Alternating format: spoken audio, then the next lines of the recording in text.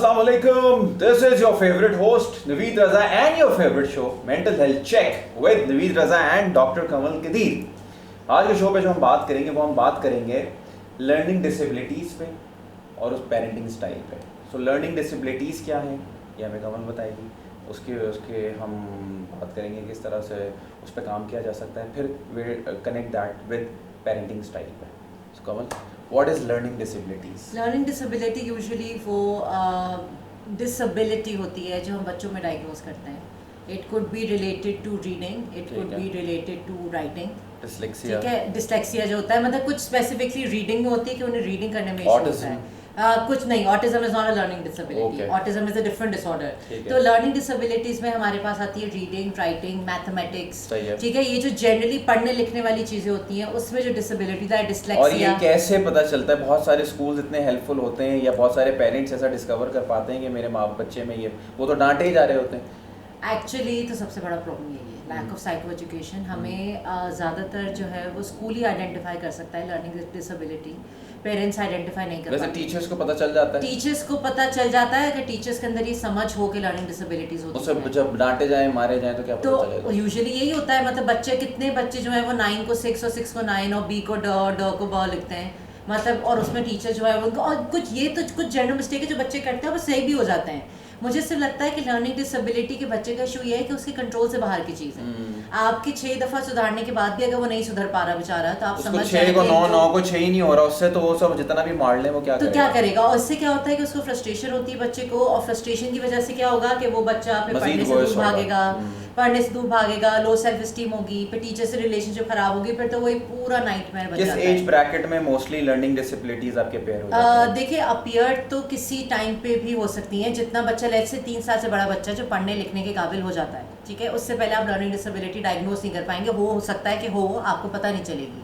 तो 4 साल से बड़ा जब बच्चा स्कूल गोइंग एज में चला जाता है, यूजुअली वहाँ जाके पता चलता है कि बच्चे को कोई लर्निंग डिसेबिलिटी है. मेजॉरिटी 50% क्या पाकिस्तान में तुम्हें कहूँगी 90% लर्निंग डिसेबिलिटी के केसेस अनडायग्नोज्ड होते हैं. क्योंकि किसी को पता ही नहीं होता. ठीक हो जाएगा, बड़ा होकर ठीक हो जाएगा, शादी हो जाएगी, ठीक हो जाएगा. कोई ना कोई बच्चा भी शॉर्टकट लगाना सीख लेता है. मतलब कुछ ना कुछ करके हमारे पास माशाल्लाह बेवकूफ़ बनाना तो एक दूसरे को बहुत अच्छे से आता है. तो हम लोग वो एक दूसरे को कोई रास्ता वे आउट ढूंढ लेते हैं, क्योंकि वे आउट ढूंढते इस वजह से क्योंकि हमारी कोई मदद नहीं कर रहा होता. बिल्कुल. जो अच्छे स्कूल्स हैं, ऐसी बात नहीं है कि नहीं होता. मैं जिस तरह बहुत सारे स्कूल्स को मैं जानती हूँ, वो स्कूल्स में होते हैं काउंसलर्स. उनका काम ये होता है कि अगर वो देखते हैं कि बच्चे में कोई प्रॉब्लम है तो वो एक काउंसलर से कहते हैं कि वो उस बच्चे को, जिसके पास ये एजुकेशन है, देखिए हर टीचर के पास नहीं हो सकती, या तो आप ये करना शुरू करें कि आप हर टीचर को लर्निंग डिसेबिलिटी में ट्रेन करें. ये हमारे लिए मुझे ऐसा लगता है ये एक अच्छा सजेशन है कि स्कूल्स में काउंसलर्स को बैठाएं. यूजुअली बहुत जो टॉप नॉच या अच्छे स्कूल्स हैं उनके पास होते हैं. देखो वो कितने हैं, वो लेकिन 10% है ना. 90% तो आपकी आबादी लोअर मिडिल क्लास और मिडिल क्लास है ना. बिल्कुल. जो छोटे स्कूलों में भेज रहे हैं जहाँ पे टीचर भी इतना क्वालिफाइड नहीं है, जहाँ पे फैसिलिटीज भी नहीं है, तो वो बेचारे बच्चे तो पिस रहे हैं ना. बिल्कुल. तो मुझे लगता है Naveed, I think as parents also हम उन पेरेंट्स को हमें समझाना है जी. आई थिंक हम ये रोल प्ले कर सकते हैं कि अगर आपका बच्चा अच्छा परफॉर्म नहीं करता स्कूल में और आपने सब कुछ ट्राई करके देख लिया, देखिए कुछ चीज़ें एज पेरेंट्स हम भी करते हैं, जिस तरह बच्चे को ज़्यादा टाइम देना, बच्चे को ट्यूशन लगवा देना. हमने जो चीज़ हम कर सकते हैं पेरेंट की कैपेसिटी में, हम करते हैं कि वो बच्चा इंप्रूव करे. उसके टीचर से जाके मिलना कि भाई प्रॉब्लम है क्या. ये सब चीज़ें करने के बाद भी अगर आपको लगता है कि नहीं प्रॉब्लम सॉल्व हो रही, मैंने सब कुछ कर लिया, प्रॉब्लम सॉल्व नहीं हो रही, उस केस में प्लीज़, चाहे आप किसी भी क्लास ऑफ लोगों से बिलोंग करते हो, अपर मिडिल लोअर, हर टीयर में इंस्टीट्यूट्स मौजूद हैं जहाँ बच्चे को ले जाएं.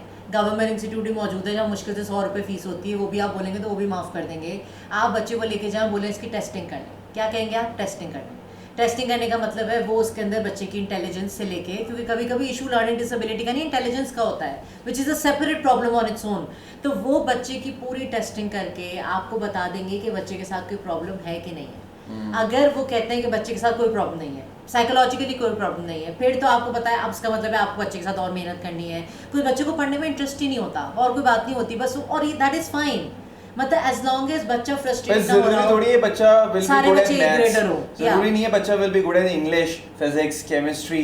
हो सकता है उसे ड्राइंग अच्छी करनी आती हो बिल्कुल, सकता है उसे बिल्कुल। वो लेकिन मैं कहती हूँ फिल्टर करना जरूरी है कि एक्चुअली प्रॉब्लम है भी कि नहीं। अपनी ख्वाहिशात पूरी ना करें बच्चों को।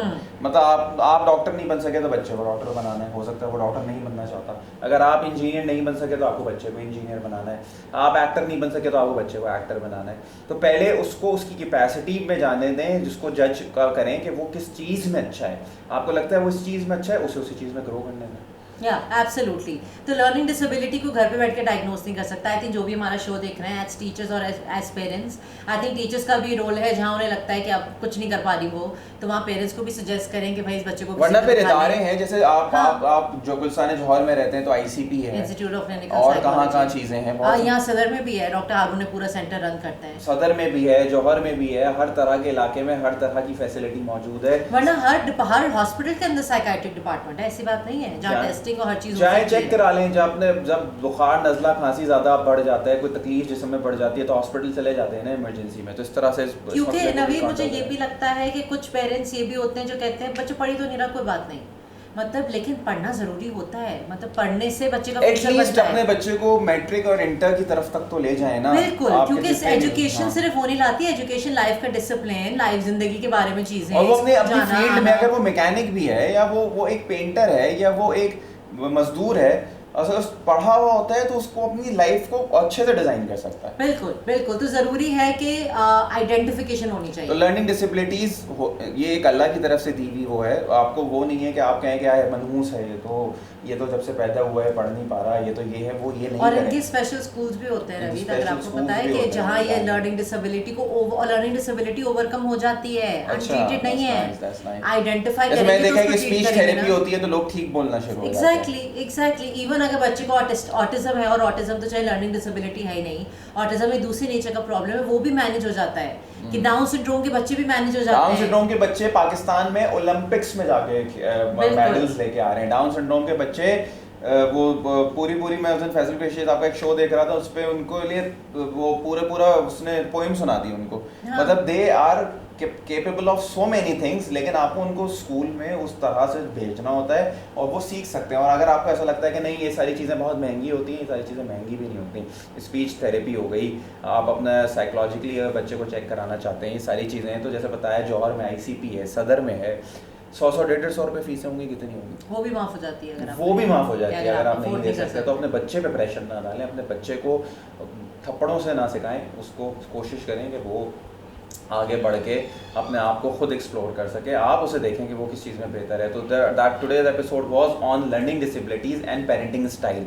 तो ये माँ बाप के लिए भी बहुत ज़रूरी एपिसोड था और उन बच्चों के लिए भी ज़रूरी था जिन्हें लगता है कि उन्हें कोई प्रॉब्लम है और वो समझते हैं कि प्रॉब्लम है, और वो बात करें अपने टीचर से, अपने माँ बाप से। और वो टीचर्स जो स्कूल में आपको लगता है कि ये बच्चा उतना परफॉर्म नहीं कर पा रहा है, तो उस बच्चे को स्पेशल अटेंशन दें, उसके माँ बाप से बात करें, बैठें, डिस्कस करें, थोड़ा टाइम दें। तो फ्यूचर है आपके हाथ में, एक कल की एक नस्ल है आपके हाथ में जिसे आपको देखना है, समझना है। तो that was today's episode of mental health check with me Kamal with Naveed Raza and doctor Kamal Kadir. तो हम अगले एपिसोड में आपसे मिलेंगे एक नए टॉपिक के साथ, एक नए मसले को डिस्कस करते हैं। खुदा हाफ़िज़।